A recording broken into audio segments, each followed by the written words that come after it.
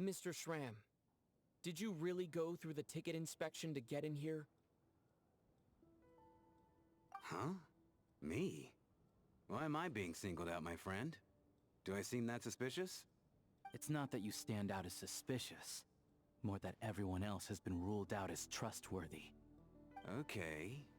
Well, we spent the best part of 2 days together now, so I'm sure you can all tell what kind of person I am.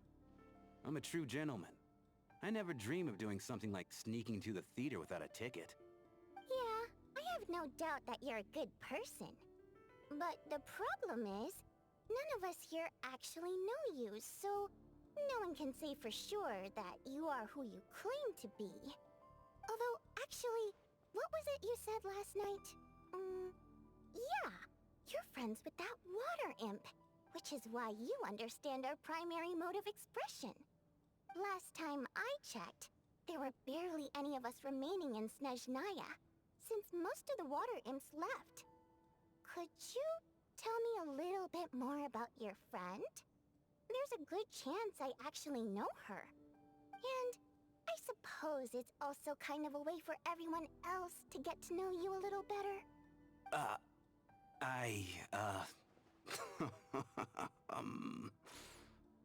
Good grief. Are you blushing? Pull yourself together, man. Stop giggling like a teenage boy. It's revolting. Hey, revolting is a little strong. All right, fine. I'll admit it. That water imp friend of mine, the truth is, we're dating. I was just the bodyguard hired by our family. But the stars must have aligned, because sparks began to fly between me and their daughter. Never in my wildest dreams did I think I'd get so lucky. We don't need details. Just get to the point. Okay. I'm just a little hesitant to reveal her name, that's all. You know how it is. These are delicate times. Even with me to protect her.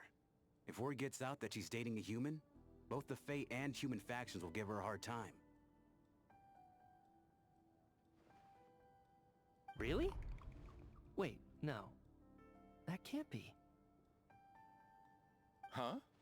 Shram, what the devil are you talking about? Why is everyone looking at me like that? Surely you can understand where I'm coming from. Delicate times? Factions? Yes? You know, the Civil War? Last time I checked, the Fae and the humans were still at each other's throats. If I'm not mistaken, the last significant civil war in Snezhnayan history was over 400 years ago, when Her Majesty the Tsaritsa had just taken the throne and was consolidating her reign. What do you mean, 400 years ago? What's going on here? Is Shram from the past? All right, Mr. Mitya, you win this round. As far-fetched as it is, it appears that your theory may be correct. I'm just as amazed as you are. I didn't even believe it myself, to be honest. Is someone going to explain what's going on here? From the look on your face, you figured it out too, haven't you, Traveler?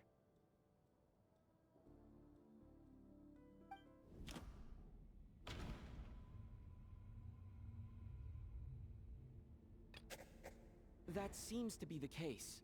Shram's the extra person, but there's no way of learning his identity from this clue.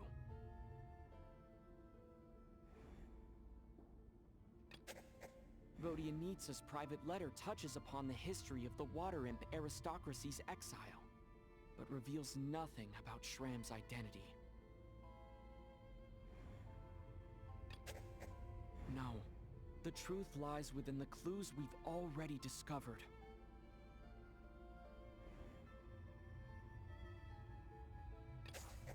The theater's ley lines have been modified to block souls within its grounds from returning to them. Some souls can even wander this place forever. Mr. Shram's statement proves he is from hundreds of years ago. And according to the investigation report on the theater hauntings, Mr. Shram is very likely a lost soul wandering the theater.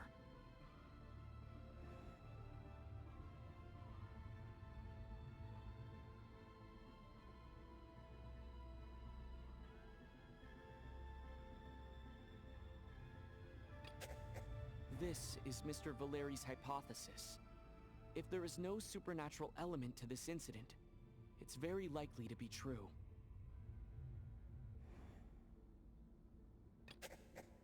That's not it. If that's the case, we're back to square one.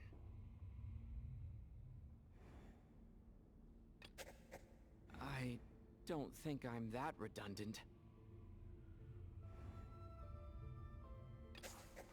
For some unknown reason, the soul that has been wandering the theater due to the ley line issues has joined our group and blended in. Yeah, that must be the immediate reason why the ticket count doesn't match the number of people present.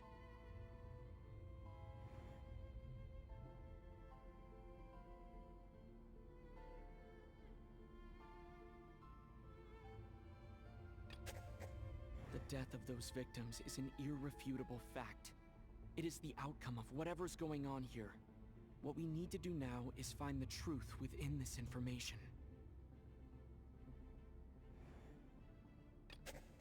Since we discovered that Mr. Schramm is from the past, it seems we need to broaden our assessment of this incident beyond the bounds of common sense.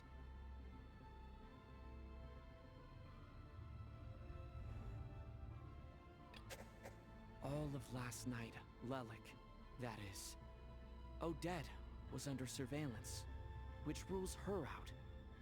We've basically proven Lelik's innocence. The contents of the investigation report have been verified. There are indeed ley line issues and wandering souls in the theater.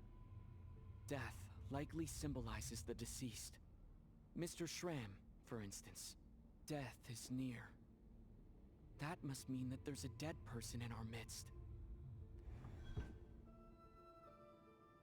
Yeah, the logic is clear now. The investigation report said that there would be souls stuck wandering around the theater because the ley lines were cut off. Mr. Schramm must be one such soul who died in the theater a long time ago. In which case, that also makes him our extra person. So when the note said death is near, it must have been referring to death as in the deceased, people who died a long time ago. Someone who died a long time ago. In short, there's a dead person among us. The extra person we've been searching for is a ghost from the past. You mean I'm a ghost? No. Don't make jokes like that, my man. There must be some mistake.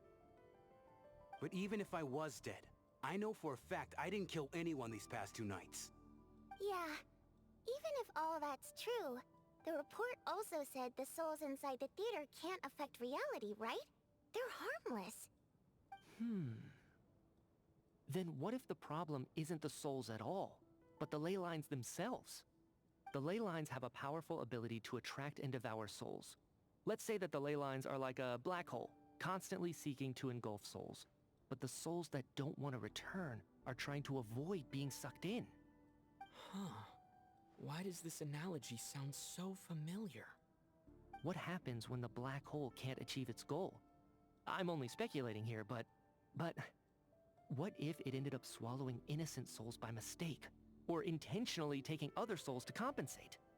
That could explain why we weren't able to determine a cause of death. If you're right, and their souls were devoured by the ley lines, it does make some sense. It does seem to explain a lot of the things we couldn't make sense of. Does that mean it's true? Except there's no concrete evidence. Mitya's relying on a lot of logical leaps. Still, it seems like the best explanation we have under the circumstances. Alright, so how could Schramm not know that he's dead? Seems a little unlikely that he hasn't noticed anything unusual even after several days interacting with us. On the contrary, it's perfectly normal for a soul to wander the theater for centuries without questioning their existence or reason for being there. It's simply what's natural for them.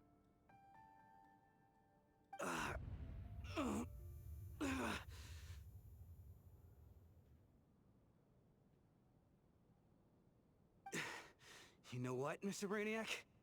I think you might actually be right after all. I'm trying to remember and... even though my head feels like it's going to explode, I think... it's all coming back to me.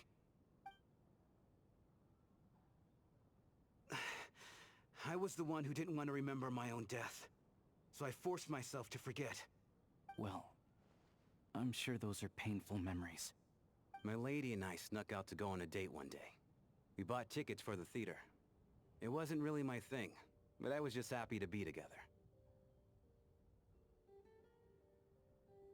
All of a sudden, a group of people burst into the theater, shouting for all the water imps to get out, performers and audience members included. It was clear the conflict between humans and Fae had reached a boiling point. This time, the extremists were even coming after the water imps who had nothing to do with the war. I thought I could pull one over on them, so I took off my jacket, draped it over my lady, and tried to sneak out amid the chaos. But I got caught. They started shouting, calling me a traitor to humanity. But I was going to do whatever it took to buy our chance to escape, no matter how many people stood in my way. I had to, both as their bodyguard, and out of love. It's all right, friend. You can stop there if you want. You don't need to dig all that up again. It's just... Even now, I'm still struggling to accept the truth. How could I be dead? I'm sorry, everyone. If I'd known I was a dead man walking, I wouldn't have dragged you down with me. If I'm the cause of all this death, then punish me however you see fit. But, Mr. Shrim... No. I refuse to be a burden. I know what I have to do. You said I've been wandering the theater for centuries, right?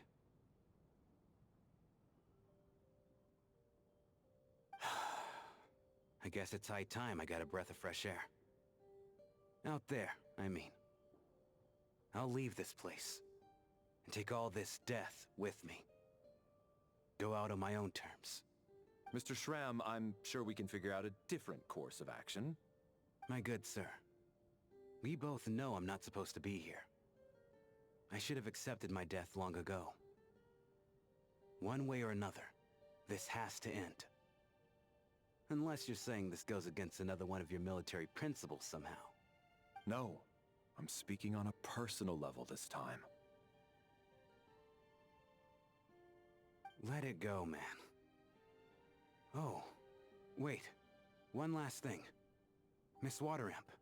My lover. Her name was Letia. Letia Ozarova.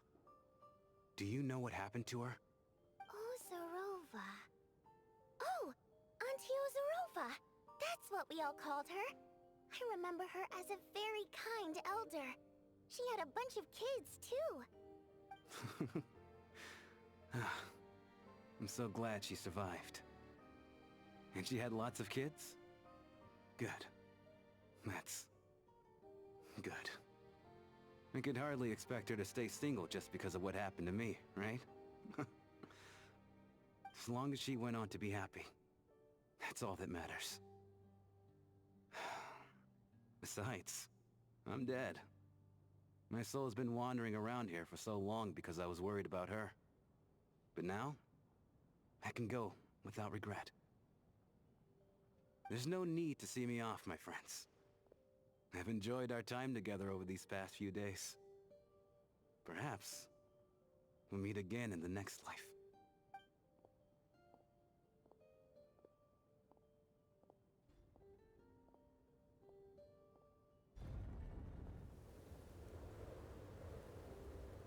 Take care, my man. I know Mr. Shrim was already dead, but... I still feel so sad. Death is cruel, no matter how we might try to make sense of it. So, was the conflict between Fae and humans really that bad back then? I was only little, so I don't remember much. It's terrible to think that so many innocent people had their lives turned upside down. Even the historical records about that time period don't say much about it. All people know is that the Tsaritsa founded the Fatui, drove out most of the Fae aristocracy without explanation, then used her terrifying power to suppress the humans. It seems to me like the Tsaritsa chose to make herself the enemy. She downplayed the conflict, directing whatever animosity both sides had for each other at herself instead. That's also why, despite how brutal the conflict was at the time, there hasn't been much lingering tension between humans and Fae since. Things have been fairly harmonious for the past few centuries. So, the Tsaritsa banished the Fae to protect the Fae living in the city? She offered herself up to be hated in exchange for peace. Maybe it's not quite as bad as it sounds. I don't think Her Majesty is too concerned if mortals hate her or not. And besides, there are very few who truly do. All this time, I had no idea. All right. If Mitia's theory is correct, then I think we can consider this matter settled. Let's all take a break.